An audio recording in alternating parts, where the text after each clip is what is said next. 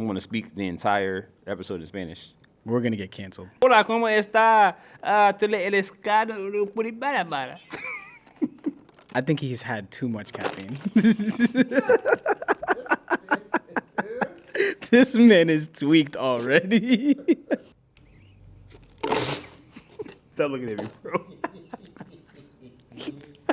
I've been waiting for you to do the goddamn intro for like 10 minutes, bro. What the fuck? Yo, what's good, everybody? Welcome back to another episode of The News Talk. To my right, I have my co-host, Louis Ledesma. He didn't know who he was. Let's get it. AKA I'm Lil Vibe across all social media platforms. What's good, y'all? Always happy to see y'all. Always happy to bust it up with my homie Jerome. Yes, sir. AKA 215 Shooter. As you can see, Rome finished his matcha expeditiously. We are here at Encanto Cakes and Coffee, right? I'm a matcha nigga. You a matcha nigga. Yeah. So what you gonna do today? We breaking down the fit, latest pickup. What's I was on going to feed? do my matcha as the latest pickup, but it's gone. What kind of matcha did you have? Coconut. Coconut matcha? Nice. Lots of flavors here. Lots Yeah. of flavors here. That's why I love it, love it, love it. Yeah, before anything else, talk to us. What kind of signature drink would y'all like to see for the podcast? Like, what would a Jerome beverage be, and what would like a Lewis beverage be? It doesn't just have to be a Mine matcha. would definitely be brown.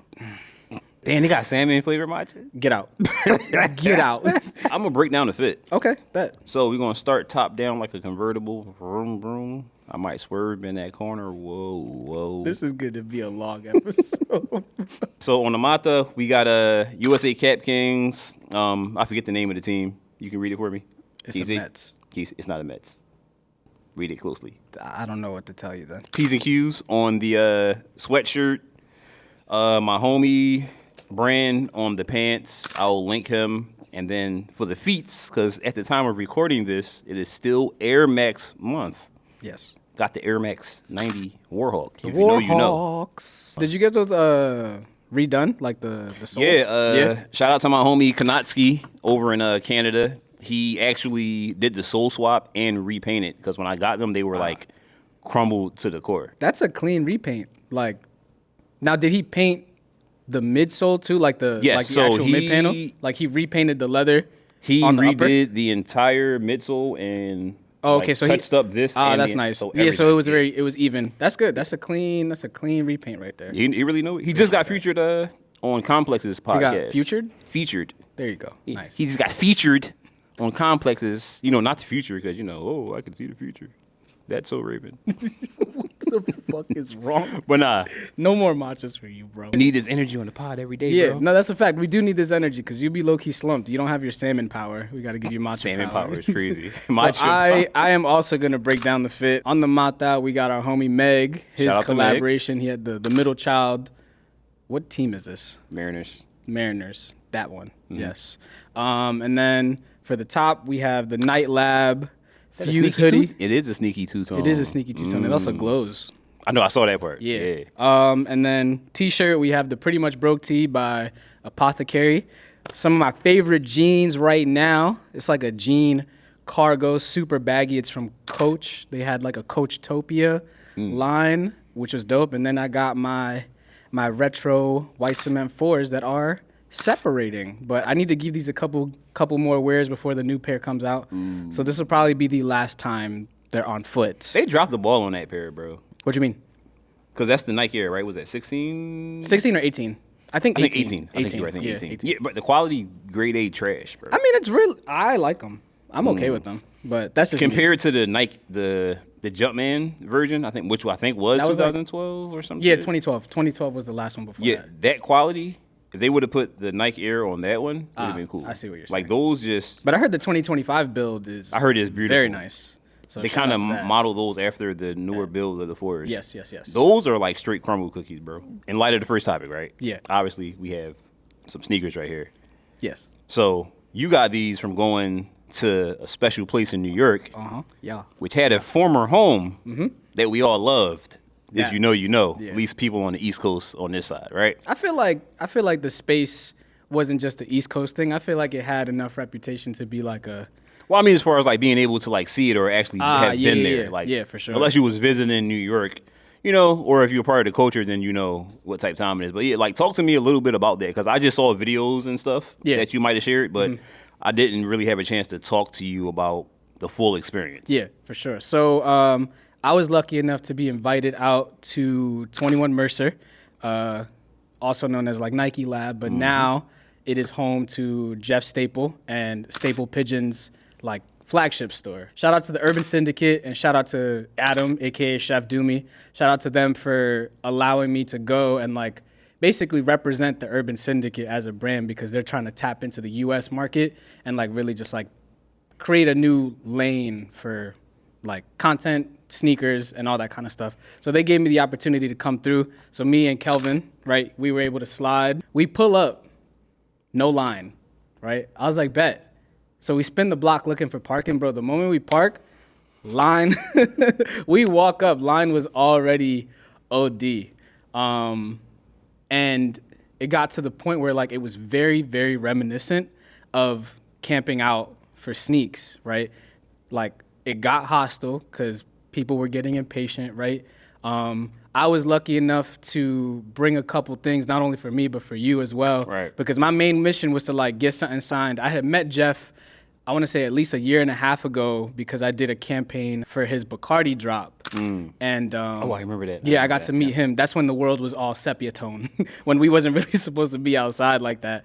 But I got to meet him there and we like chatted it up briefly there. So I really wanted to meet him again and just like really see how far he's been like progressed because this is 20 years of the Pigeon, right? Right. 20 years of the Nike SB Dunk that is still very much a grail to a lot of sneakerheads. Granted, like if you're a dunk head or not, that's just a shoe that you understand is a staple in the community. That's it. It's part of history. Yeah. I could say I camped out for like 3 hours to even get into the event, right?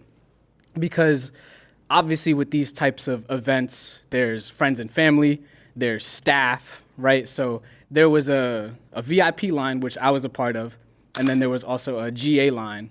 But then there was a mid-section of just like anybody that was a friends and family or staff or friends of staff or friends of friends and family. They were all getting seniority to go in, right? And it was understandable, but also like kind of like disheartening to have to wait that long to get into the event because like it just kept getting packed. It kept getting packed. I just made the most of it. Like I was busting it up with people in the line, like really networking. Back in the old days, what you would do when you would camp out. So at one point I felt like it's something that the Staple team was doing on purpose, not in a bad way, but kind of really to tie in what life at 21 Mercer used to be like, because that was a very exclusive space. I was finally able to get in.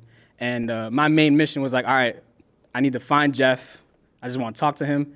I had that print that, shout out to Steph Morris, I believe her name is. Yeah. He was very surprised to see that. Yeah, I saw his print. reaction. He was telling you to put it over. Yeah, he was very surprised to see that I had the first edition of that print, and he had the original. So it was really cool to see that I had like one of 30, and he was just like really impressed. And then when I showed him like what I brought for you, he was like blown away. My only issue with getting a pair signed, like this is like a personal thing. It's hard for me to wear something like once I get it signed. And I want to wear these. So like my thing is, do I get a second pair that's going to be the pair that I wear, or do I just like wear these proudly and just understand that like it was signed and like I got to meet him and like reminisce through that. Like that's like the one thing that's tearing me right now, because I was going to wear them today for the pod, but I was like, like this signature is just like too clean and it's just like really nice of a silhouette. So I don't know. So for me, when it comes to like autographed items like that, I would try to maybe keep it to a once in a while wear type thing. Right. I see what because you're like saying. my Nigels, I'm going to wear them. Yeah. The ones we got at Foot Locker when we got yeah, them the signed, driveway grays. Yeah. I'm going to 100% wear them. I thought about not because I put them in a display case, but I'm like, Right. they're shoes.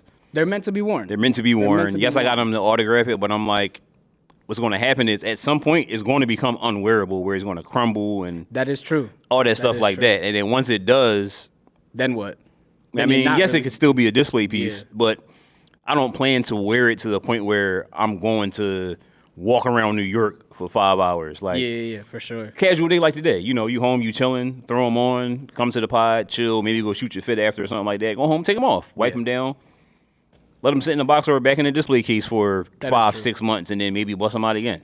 Yeah, I definitely should wear them. I probably will. It's getting nice out too, so I don't got to worry about the weather. There you go. Yeah. But like for me, Yeah. these, like when I saw the pictures first pop up, first of all, just the signature, as if you know, like the staple colorway, like that pinkish is like, Yeah. that's part of the vibe. You know what I it's mean? like it's the pigeon. It's You know what I mean? literally the So, pigeon, yeah. and most people that do collabs with him, they always incorporate that somehow. Like I Yeah. know, like when Hat Club did the hat pack with him. Oh yeah, that was actually at the shop too. Like he had all those hats like on shelf, and I should have bought one. Now thinking about it. Like just for a pair of Brooks though, this, like Jeff Staple aside, this is a dope silhouette. Yes, I agree. And I appreciate that a lot of companies are taking a turn to have models that kind of look like this. Like Asics, great job. Obviously, this model with the Brooks. You got Reebok with that one model that we were looking at, which is fire.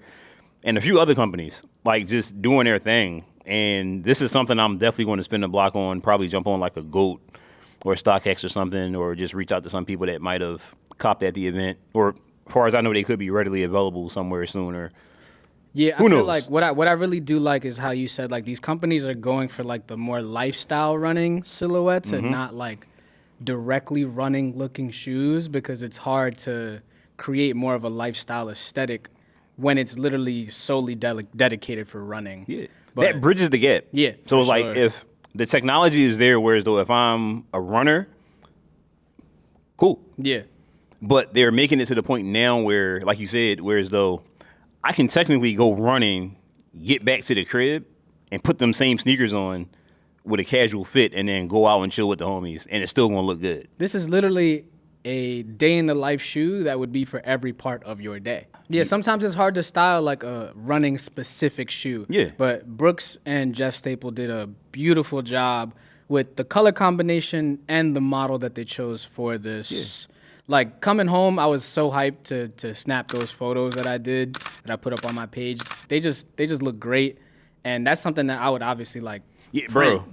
I was sold when, like, I saw you post. Actually, you sent it to the group chat because you sent the picture that you got it signed, and then you sent the picture to me. Yeah. That you got the joint signed. Because Oh I yeah, had a feeling. we gotta show your pair too. I'm like, he's going to fuck with me the entire time about not getting them signed, and I'm like, I know that this is going to happen because that's just who Lewis is. yeah, I was not gonna miss that opportunity at all to get those signed, bro. Yeah, bro. But again, I definitely highly appreciate you for getting them John signed. And I'm like, did he get one signed or both? But I saw you got both signed. I'm like, yes, let's break them out. Let's show the world. I'm like, they're uniform. Yeah, it's a necessary thing to show off. Like talk to the people about what these are, and the concept behind it all. Yeah, so, firstly, shout out to my boy Jason, aka the Gapo, aka Jason Osborne on Instagram. He got multiple grams. But yeah, so it was the Panda.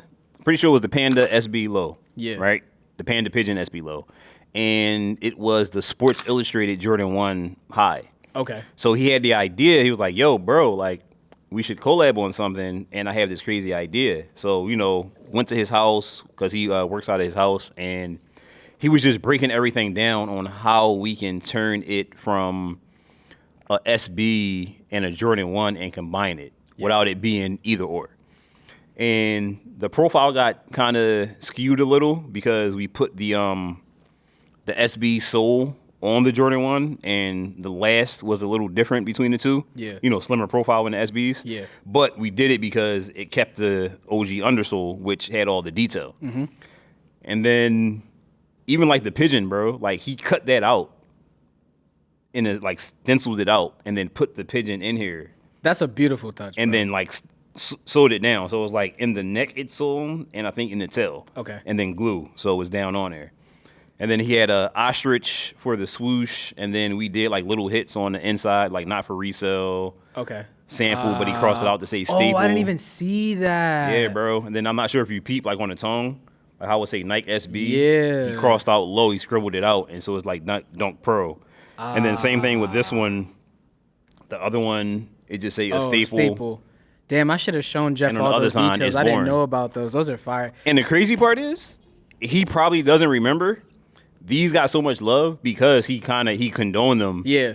Like he posted them on Staples' page. Like once we were done with them, the shots you helped us take I remember. downtown. I remember we took those photos. Yeah. So like, yeah, he reposted it on his page. He reposted it on the Staple Pigeons page. I shot him a DM with like more pictures, and he just like, yo, like they're fucking filthy, bro. So to do that with Jason, and I know that was a moment for him as well, to do something for somebody that is such a staple in the community like Jeff, and then for him to actually see them in person to sign them, it's like, yo, that's a full circle moment. Yep. But for me, it was more so for Jason because it was his overall idea. Right. And beautiful execution. Yeah. You know what I mean? So I'm telling you, the moment I broke those out, like I was in line and Jeff Staples' team was coming out with the cameras and the boom mic, and I was like, y'all definitely have to see these, right? And the moment I broke those out, everybody just started flocking, bro. Like that shoe was literally like talk of the night, and it kind of made me like a radar for everybody that had a camera. And you could definitely see me on a lot of Staples like posts for the recap, which I very much appreciate. Oh, definitely. I was scrolling through it and I'm like, there he is. You can see me in a lot, and I really appreciate being featured like subtly in that content. I had to get it signed. I was not leaving. Now, of course, I had to create some suspense and of course. Yeah, I had to, because who would I be if I didn't fuck with you, right? But yeah, I had them Jones clipped in a sneaker bag. Yeah, bro, when you sent the video, I'm assuming Kelvin was recording the video. Yeah. And I'm just like, hey, yo, do my nigga got a bag clipped to his waist? I'm like, okay. Bro, I wasn't holding that shoebox and the print. No, I dig it, bro. And like camera, I was like, nah. I was like, how can I do this where it is just like utilized properly? I was like, I got a brand new carabiner from Stussy. I was like, I'm gonna clip that shit right there, and it's just gonna be. He saw me just zip that joint up like it was a fanny pack. I was like, nah, I had to get those signed, but I'm really glad that I was able to do that because I know that was a pair that you're like very proud of to be part of the process. I definitely appreciate it. But you went there with some shit for real. Yeah. You went there with the print, which is top notch, and then you went there with some unseen customs. So shout out to Brooks Running for an amazing collaboration with Jeff Staples. I definitely need those. Yeah, it's a clean pair overall. So I was really happy that I was able to just bust it up with him and get his contact to see if we can make him a guest here. Like that is the goal. Like I would love to have somebody like him here. But overall, the guest list of people that were there, like shout out to Bima, got to really meet him in person, and he's like a very pivotal person right now as like a voice for the sneaker world, I would say. You really felt the history when you walked into 21 Mercer, because like I'm not gonna say I've ever been there, but I know just how crazy it used to get out there and like how pivotal of a place that used to be in the culture. So just to feel that and understand that like now it's home to one of the most OG people in the sneaker game, and now he's just gonna do a very good job of like representing that space. Yeah, I definitely dig that, bro. Like definitely fantastic job from Jeff and the team and the whole brand in general.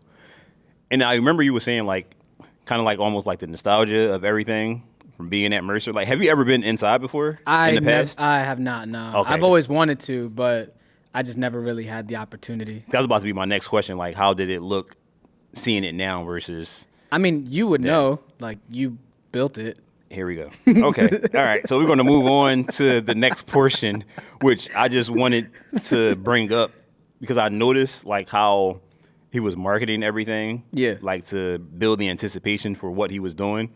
And it just gave me, like, kind of like flashbacks of the time where rollouts and storytelling and everything under that umbrella was in the forefront of like sneakers and everything. And, you know, we talked about this briefly with Ashley last episode about storytelling trying to make a comeback. Yeah. And I know this is very relevant right now with like Nigel and the Brick by Bricks. Yeah.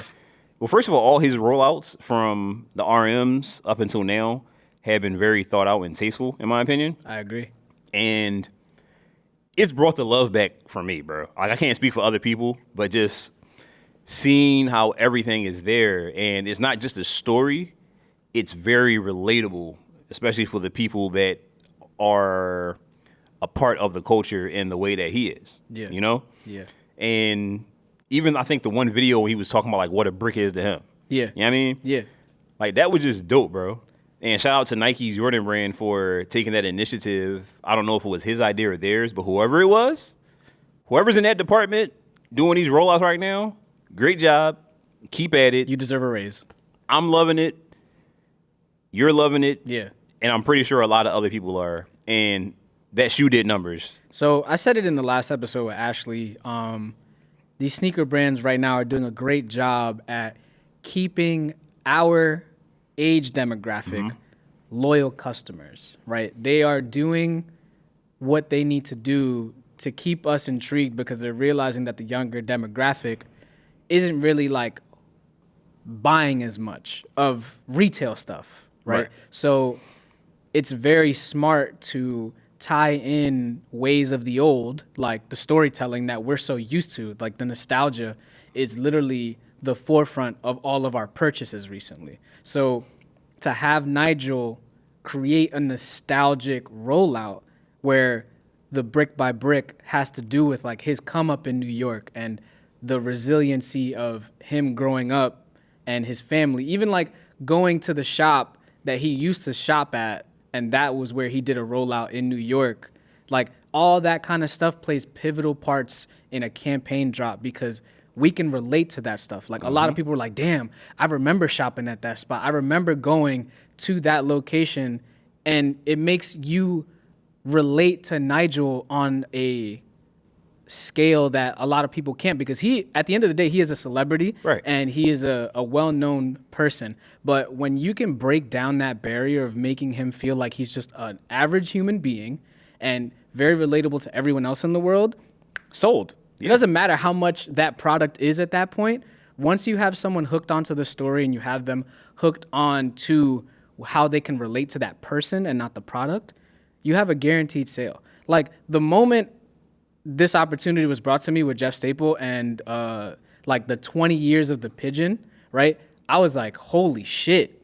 It's crazy. It's been 20 years and everyone vividly remembers the insanity of that rollout of the pigeon dunk. So like I said, all these brands are taking the time to create these campaigns that we can thoroughly relate to. And it's very obvious with Jordan Brand. Like, look at everything they're dropping this year. It is very much coming for the pockets of us, the 30 and up club. Because like I said, they want to keep us loyal to the brand. Because in the last year or two, we saw a very big dip in Nike and Jordan Brand because a lot of people were starting to gravitate towards Asics and New Balance. But now we're seeing a giant resurgence. A lot of people were saying Jordan Brand was dead. Yeah, I remember that. And now everybody's spinning that block. Everyone appreciates our era of sneakers, fashion, storytelling, and understanding of how to connect with the consumer. Because all these brands have been trying different ways on how to connect with the consumer, but they're realizing we just have to take it back to square one. Yeah. And that's it.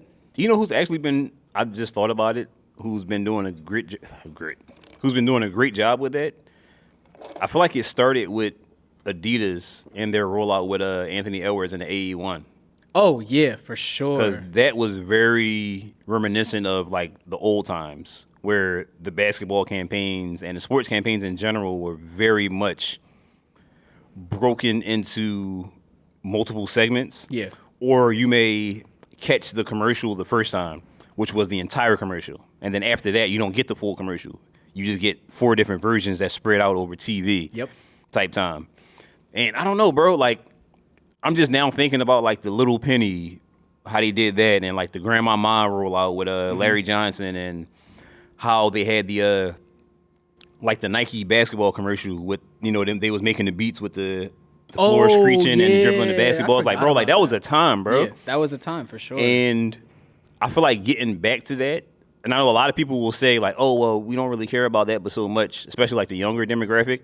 And I feel like they can say that because they haven't had the experience. Yeah. And it's like, if you make that a thing going forward, I feel like they will embrace it. And even if, honestly, if you start maybe tweaking it to be more modern for their demographic with, like, different people to be in it, I feel like it'll actually, like, take off in a positive way. I will say they are making that move by integrating younger celebrities like Nigel, right? He's not, like, all right, look at the Wu-Tang Dunks, right? Obviously, we can utilize celebrities like that to directly cater to us, but I feel as though they're starting to bridge that gap. And they had, what, the New York Knicks players do the Wu-Tang? Yeah.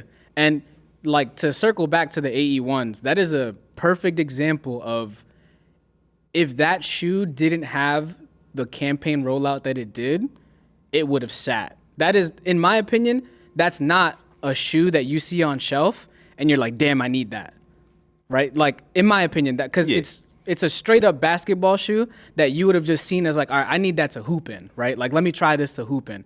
But with the way they rolled out that campaign, it was able to be spread across all types of aesthetics, where you can. It's like how Wale made it acceptable to like wear foams everywhere kind of situation, right? It wasn't just the basketball shoe, but like I said, it has to do with once you create that relatability with the campaign rollout and everybody could resonate with Anthony Edwards as a person and his rollout, the product doesn't matter. So that was a perfect example that you just brought up. I feel that. Yeah. I would love to see them maybe even revamp some of the older rollouts and modernize it. Bro, like the scavenger hunts that people used to do, that I feel like that was really dope because it was a cool way to like integrate certain places in your city, right? And they do that with like the sneakers pass, like, but like that's just you being in an area, you get the opportunity to get a shoe. But I feel like if these brands were down to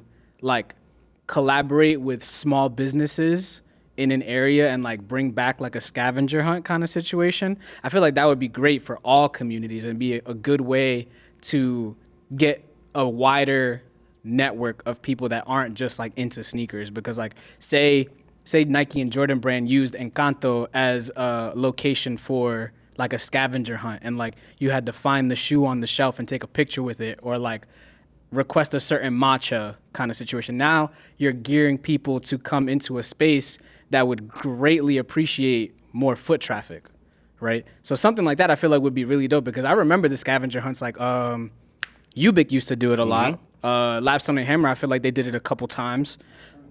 Yeah, Nocturnal. Yeah, so like, I mean, skate shops, they've always been like rooted in history and they're always very much doing stuff of the past, which is great. Yeah. And presenting it to the current sneakerheads and like skaters. I know some people don't like it, but I love when the stores are now doing little fun events type thing to make you to be able to get something. Like I remember, you could correct me if I'm wrong, Will, I think it might have been the Yuto Dunks. They were telling people like they had to do a kickflip or something like that in order, but like that was the overarching like mandatory rules, but of course they were still giving them to people. But it was like fun and engaging. And I know Lapstone had the whole post a video of you on a bike. It didn't matter if you was doing tricks or not, but you know, just to show that you ride because it matches the story of the shoe. Now don't be one of those stores that like you got to do 10 push-ups in the shoe you're trying to buy so you can get it kind of situation. Yeah, like, or I hate when they do the whole like, oh, well, if you're going to buy them, we're crushing the box. And not like, you got to wear it out. Like what? No, like it's my shoe, I'm paying for it. I get the gesture. Yeah, I get to prevent resale, but they want to go home and wipe them down. And if it's a highly sought after shoe, it's going to go right online for just resale. Do it tastefully, right? Do something that'll actually benefit your community. I was talking to someone earlier today about how like, for entrepreneurs and small businesses, right? It doesn't matter what you're selling, what you're promoting, right? The money will come as long as you focus on being genuine and creating a community with whatever you're trying to promote. Because once you can resonate with people and tie the community together with what you're doing, money will come. But if you make money the forefront of anything you're trying to achieve, you're gonna have a lot harder of a time creating that community. So yeah, I can dig with it. Just a word. So before we get on to the next topic, right? Yeah. I want to bring something up right now. Oh, jeez. So last episode, we asked, how do you, which era of sneaker indulgence do you come from, right? Yeah. And we are in a dead tie at 44% apiece for East Bay and J23. Ah, look at that. Yeah. So, a lot of old people out there apparently. A lot of old people, yes. Yeah. I mean, Will said he's like from the sneakers app era, and I don't know what that really meant. That's YN for sure, right? Yeah. But you're not a YN at all. That's SYN. That's a semi. Semi YN is crazy. It feels so great to be able to do this because we're back on our own. So Yes. now we can talk about other things besides sneakers. We're gonna give him a little bit of anime. Yes, let's do it. And in light of anime, bro, one thing right now that extremely pisses me the fuck off, Sung Jinwoo Yes. and Solo Leveling. Bruh, we pay that monthly subscription to Crunchyroll, and it's literally like Sun Jin Woon's feet finder. That's what we're paying for. The fact that we see this man's feet on a weekly basis too early. It's too damn early. Bro, the show goes to a climax, and it's like, here it goes. And you can never Next week. predict it. You can never No, bro. predict it, bro. It's crazy. Unless you're one of them people that kind of like clock the episode as Yeah. far as like the time. Yeah. But it's to the point now where I know. Oh, I'm like, yeah, of oh, course. this is getting really good. Let me prepare myself. But I feel like the last episode was very unexpected. Like, Because you were so invested into the him and Biru fight. yeah, exactly. I'm gonna make a statement that I feel like is gonna trigger a couple people, right? Let's hear it. As good as Solo Leveling is, if One Piece was still going on right now, if My Hero Academia was still going on right now, if Demon Slayer was still going on right now, I feel as though Solo Leveling would not be talked about as much as it is. Like, it's a great anime, and the animation is really good, but I feel as though people have forgotten about the One Pieces, about the Demon Slayer, about the My Hero Academia, about all of these other really good animes. And I'm low-key, high-key getting tired of just this man not struggling at all. He's not on welfare, Lewis. I just need to see some struggle, bro. Like, it's great to see somebody just like continue to surpass limits, but it's giving very much One Punch Man vibes. And that's also a great anime, don't get me wrong. But like, I'm just saying, I feel like everyone is gassing up Solo Leveling so high because it's the only really good anime right now. If One Piece didn't take a 6-month hiatus, Solo Leveling wouldn't be talked about as much. So here's my thing. I feel like it would be, but it just wouldn't be breaking the records that it is. Right. So if you are a manhwa addict, you already know like what this is leading up to. Before we go any further, what the fuck is a manhwa? Yeah. Chinese manga? Yeah. Okay. I feel like that word just came out of nowhere recently. People started using it more Yeah. instead of saying manga. Yeah, like it came out to me more once Solo Leveling started to come out. It did. Yeah. It Cuz did. but now everyone's using it like that's been the main word and like they know what the fuck it is. And I just had to ask, but Yeah. thank you for the clarification. I will say this, and I told this to you, I think I put it in a group chat, when they were like, Solo Leveling has currently surpassed One Piece as the #1 stream show on Crunchyroll. Yeah. And in my head, I'm like, while I love me some Solo Leveling, I'm like, well, no shit. One Piece hasn't been active for 6 months. 6 months. Yeah. And I'm just like, when One Piece comes back, it's going to reclaim the spot. Exactly. But you also have a lot of people that's invested into Solo Leveling coming from the manhwa and the anime side of it. Yeah. And it's kind of like, I spoiled it for myself by like reading ahead. I told myself I wouldn't. But by reading ahead, I now get why it seems like he's just overpowered and nobody fucking with him and stuff like that. Right now, it definitely seems like what the fuck? He don't got no competition. Like, why is like he's not struggling and this and that and that? But when you get further into it, it's kind of like, oh, okay, I understand what's happening to him, and I understand what's happening in the show. Okay, so if you had to just give one spoiler. Spoiler alert, he is becoming the Shadow Monarch. Okay.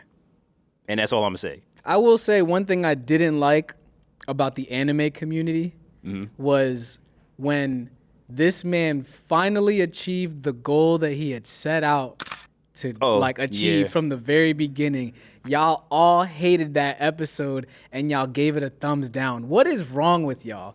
In the history of anime, rarely has the main character ever achieved his goal. We've never really got to see the goal straight through. This man achieved his goal and revived his mom, and now he got his mama back, and y'all was hating. Shame on all of y'all. I loved that episode. Yeah. It was a good change of pace. It was a nice little side quest, right?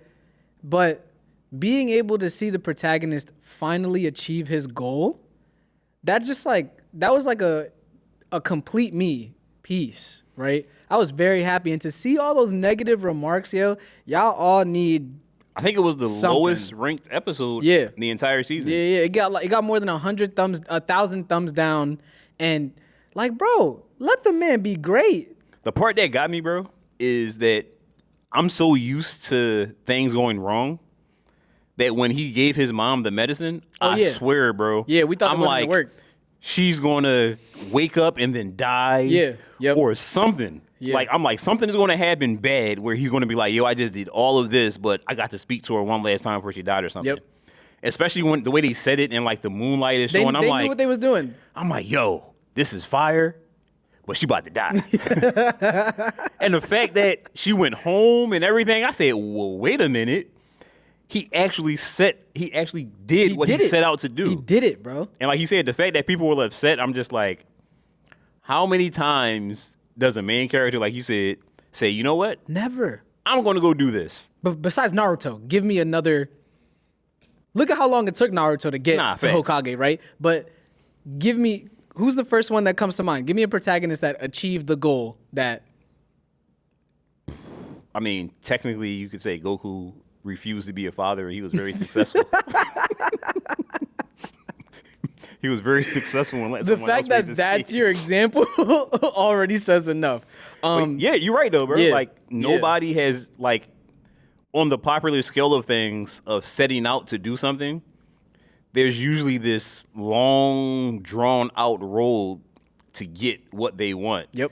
And it's usually some variation of what they want, not fully. He said, I'm only going to do this because I want to save my mom. Yep. I need the elixir of life to save my mom. Yep. He literally kicked ass like he said he was going to.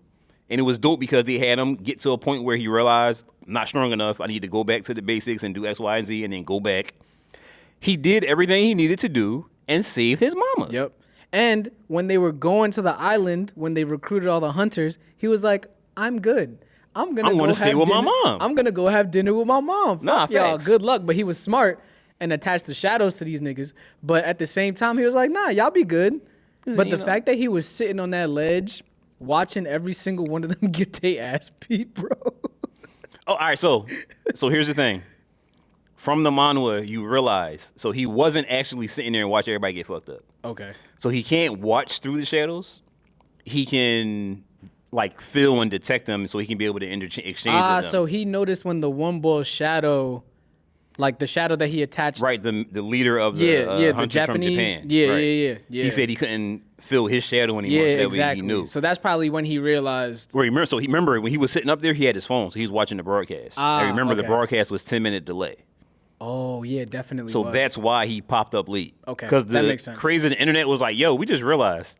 He sat there and watched everybody get fucked up. Yeah, that's what I thought too, but I forgot there was a 10-minute delay on the 10-minute delay, broadcast. yep. Yeah, that's crazy. So yeah, he wasn't watching through his shadows. He was watching the broadcast. So he pretty much got there 10 minutes after everything already happened. Okay, got you.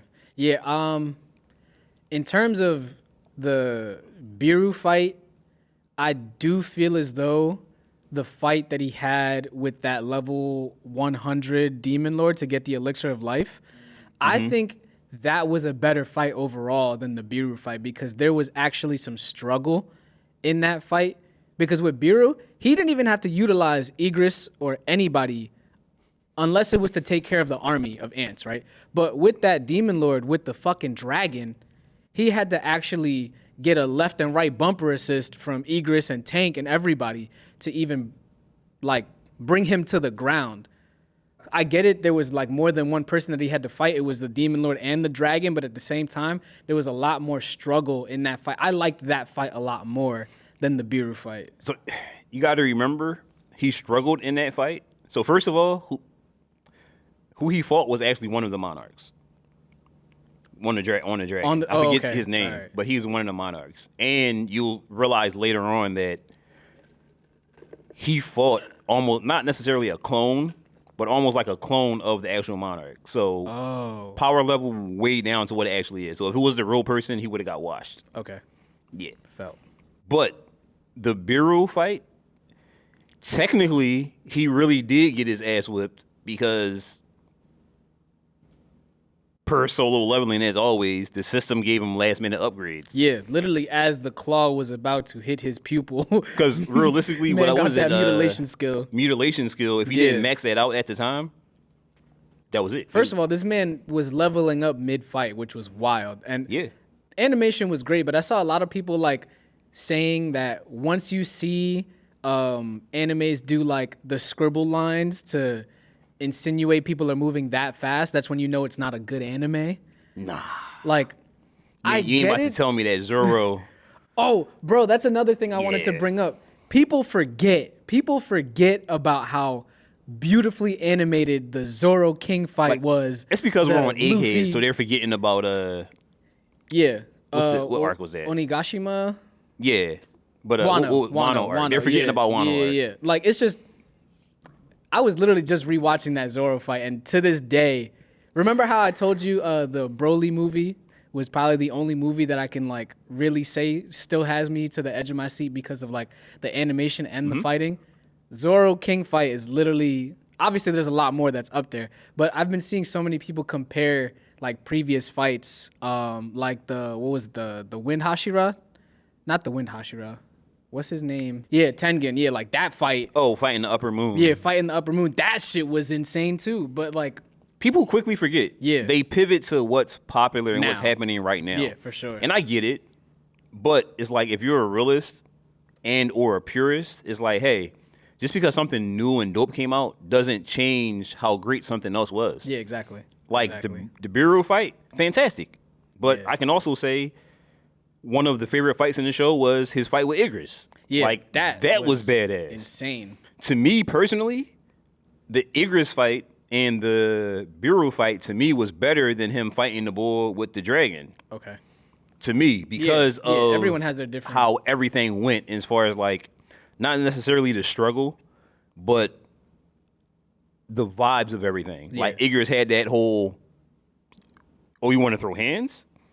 Let me put the sword down. We can throw hands. I'm going to put the sword down. I'm still going to mop the floor with you. You know what I'm saying? He definitely mopped the floor. And then even like the Biru John, while it was one-sided, I like the emotion behind it because he leveled up so fast that Biru was like, I got to get the fuck out of here, bro. Like, if I want to live. Yeah, he was definitely I gotta be out. To the point he had his motherfucking in human form. He then went on all fours in ant form and tried to run through the fucking fire.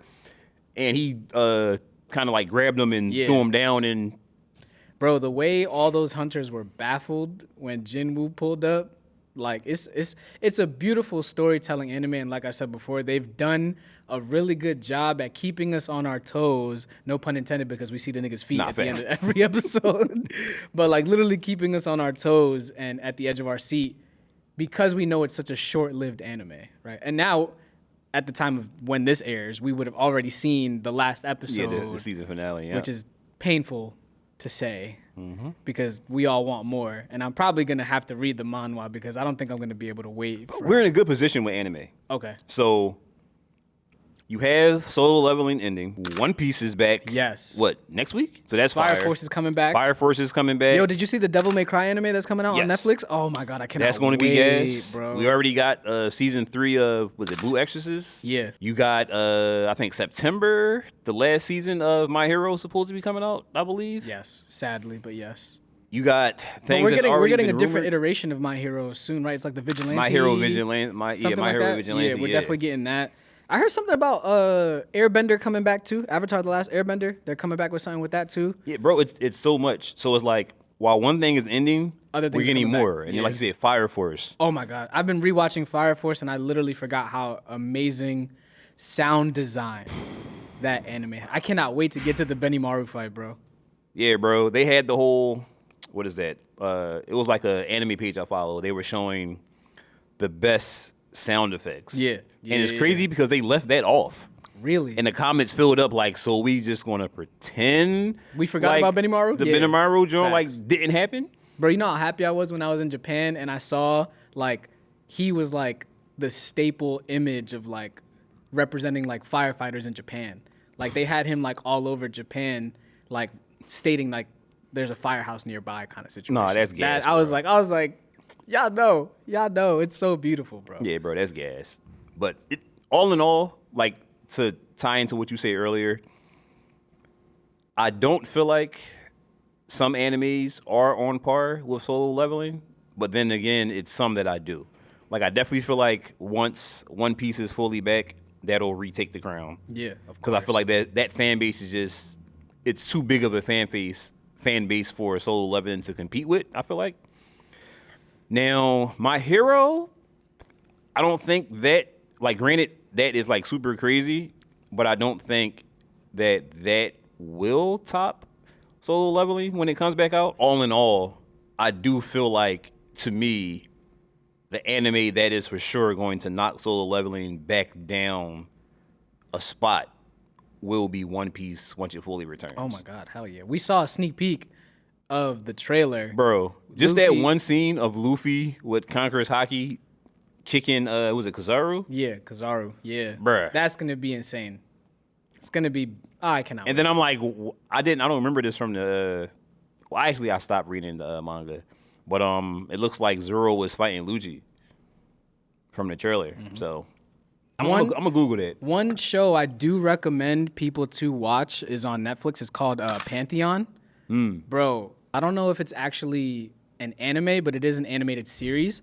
And it has to do with UI, uploaded intelligence, and like the government. And it's just a really good mind-bending show. And it's a good change of pace with like the animes that we're watching. So if you have Netflix, check out Pantheon. I feel like anybody would definitely enjoy a show like that. It's really good. Netflix has been snapping when it comes to animated series and animes lately. they really have. Like you said, Sakamoto Days, that's a really good change of pace anime. It gives me like Spy Family vibes, which It is does. nice. It does. And it's just I'm a not good change huge of pace. fan of it though. You're not? I feel Like that. I've invested into it, Yeah. but I don't. It's just something about it that just doesn't sit all the way right with me on the idea of being fully invested. Okay. And I'm wondering if it's because I'm already invested in so many other animes Yeah. where that's just not hitting like I want it to. But I don't know, bro. Like it's so much stuff. I'm looking forward to Hell's Paradise season 2. Oh my God, I forgot about that. Look, if you're tuning in, hop in the comments. Let us know something that you're excited for in the anime space, and put us onto an anime that we might not even know. Like I'd love to like start something new and see what everyone's interested. You know what I'll put somebody on? What? If you guys love Sword Art Online and that whole like engaging into like the alternate universe via virtual reality, Yeah. I would definitely watch Log Horizon. Oh yeah, Log Horizon is amazing. Yeah, That's that mine. and Shangri-La Frontier. Yes, SLF. Yes. So good, so Yes. good. One other anime I have to recommend for people is Food Wars. So Here we go with Food Wars. You know what? That's our cue to get off this because you clearly bugging. I'm you're not bugging, bro. You're bugging. You're bureau bugging. you gotta. Now it's time to dip. Now it's time to dip. So, as always, I'm Jerome, one of your hosts, and this guy over here. Lewis, also known as I'm Ill Vibe. We are the Niche Talk, an amazing podcast that talks about sneakers, fashion, anime, and anything under the sun that we resonate with. You know what I mean? So- appreciate you guys for tuning in and hanging with us for this long. Love you guys. Appreciate you. And until next time. Yeah, make sure y'all sub to the channel. Peace. Bye. That was Will.